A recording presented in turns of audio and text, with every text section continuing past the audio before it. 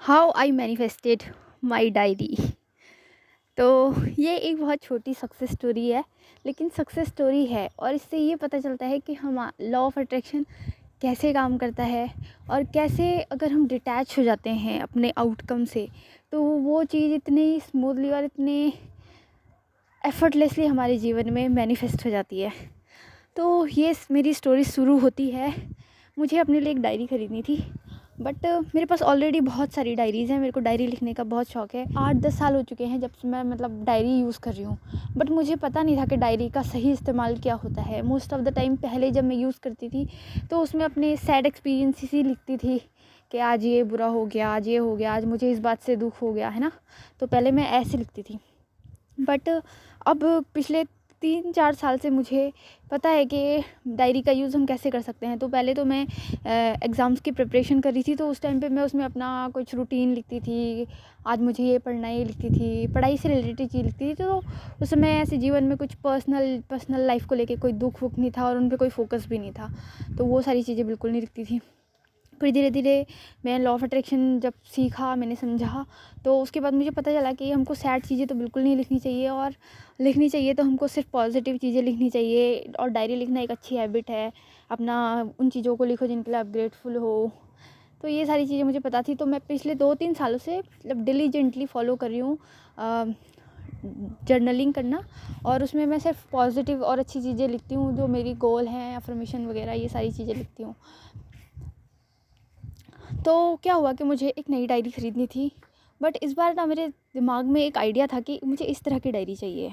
मैं आपको फ़ोटो लगा दूँगी कैसी डायरी थी वो इतनी कोई विशेष डायरी नहीं है, बट एक दिमाग में था मेरे कि मुझे ऐसे ब्राउन कलर की डायरी चाहिए, लेदर वाली होनी चाहिए, उसमें ब्लैक ऐसे होना चाहिए और वो इतनी मोटी होनी चाहिए, उसके पेजेस ऐसे होने चाहिए। एक आइडिया था दिमाग में और फिर मैंने उसी आइडिया को लेकर मैंने गूगल पे सर्च किया कि मुझे कैसी डायरी चाहिए। तो मैंने डायरी निकाली और उसका एक फ़ोटो मैंने निकाल के अपने फ़ोन पे रख लिया था। और फ़ोन पे रख लिया था तो फिर मैं अपने घर जा रही थी, तो उस टाइम तो वो आइडिया ड्रॉप हो गया, मुझे टाइम नहीं मिला ख़रीदने का। फिर मैं घर पहुंची, फिर मेरे को याद आया कि अरे मुझे डायरी तो ख़रीदनी थी, फिर मैं भूल गई। फिर ऐसे ऐसे करके मैं भूल गई, दिमाग से बात निकल गई, पर वो डायरी थी मेरे दिमाग में उस वक्त भी कि मेरे को ऐसी डायरी चाहिए। लेकिन फिर आते टाइम जब मैं वापस आ रही थी ना घर से, तो कुछ ऐसा इंसिडेंट हो गया कि मेरे को डायरी की कोई सुध नहीं रही और मैं भूल गई उस चीज़ को। फिर मैंने वो फ़ोटोज़ भी सारी डिलीट कर दी थी। कुछ हो गया था ऐसा, मेरे फ़ोन में स्पेस कम था, तो मैंने डिलीट कर दी बहुत सारी चीज़ें, तो वो डायरी का भी मैंने फ़ोटो डिलीट कर दिया। लेकिन उसके कुछ टाइम बाद फिर मेरे को कोई आइडिया नहीं था कि मेरे को डायरी ख़रीदनी है, नहीं ख़रीदनी है, तो मैं अपनी चीज़ों में बिज़ी हो गई।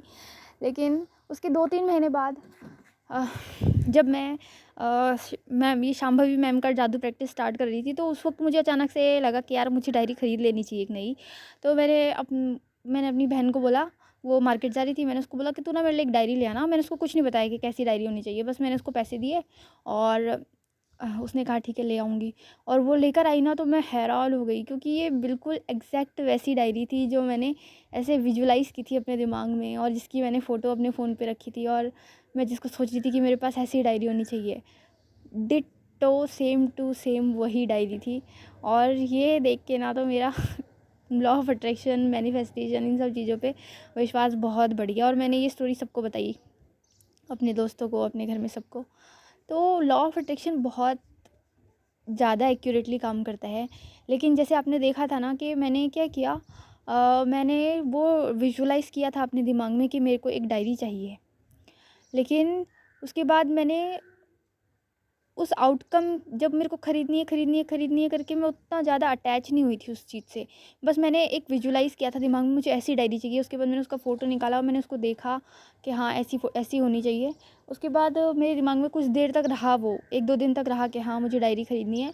फिर मैं सडनली उस चीज़ को बिल्कुल ही भूल गई और मैंने वो फ़ोटो भी डिलीट कर दी। मैं अटैच नहीं हुई, मैं बिल्कुल उससे ऐसे नहीं रहा कि मैं बिल्कुल डेस्परेट हो रही हूँ उस चीज़ के लिए, है ना। मैं आउटकम से बिल्कुल डिटैच हो गई थी। और देखो फिर कैसे हुआ कि 2-3 महीने बाद फिर वो अचानक से वो चीज़ अपने आप मेरे सामने आ गई और मैं बिल्कुल शॉक हो गई।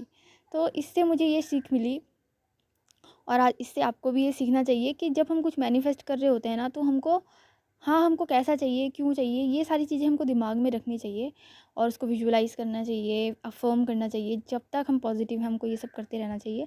बट एक टाइम ऐसे आता है ना, उसको हमको छोड़ देना चाहिए। उसको हमको मतलब उसके बारे में कोई नेगेटिव थॉट मत क्रिएट करो, उसके अपोज़िट कोई थॉट मत क्रिएट करो, उसके अपोज़िट कोई एक्शन मत लो। बट उसको धीरे-धीरे उसको एक्सेप्ट करो कि येस ये मेरे साथ है, ये मेरे पास है। और उसको इतना उसके साथ डेस्परेट मत हो जाओ, उसके साथ इतना चिपक मत जाओ, उसके साथ इतना अपने आप को मत वो कर लो कि आप वो आपके दुख और सुख का कारण बन जाए। उसको एक एक टाइम के बाद ना आपको डिटैच होना ही पड़ेगा। और अगर आप डिटैच नहीं हो पाते हो ना, तो वो चीज़ आपको बहुत परेशान करेगी। हो सकता है वो मैनिफेस्ट हो जाए, लेकिन जब तक वो मैनिफेस्ट नहीं होगी ना, तब तक वो आपको दुखी कर देगी। और एक टाइम के बाद आपको लगने लगेगा कि ये चीज़ वर्थ भी है क्या इतनी। तो इन सिचुएशन से बचने का सबसे अच्छा तरीका ये है कि आपको कोई चीज़ चाहिए ना, तो आपको उसको खुद ही विजुअलाइज़ करना है, थैंक यू बोलना है यूनिवर्स को। बट उसके बाद एक टाइम के बाद आपको उससे अपने आप को डिटैच कर लेना है। तो डिटैचमेंट बहुत ही ज़्यादा ज़रूरी है। और आई होप कि मेरी ये छोटी सी स्टोरी आप लोगों को कुछ सिखाएगी और हेल्प करेगी आपके मैनिफेस्टेशन को आगे बढ़ाने में। Thank you.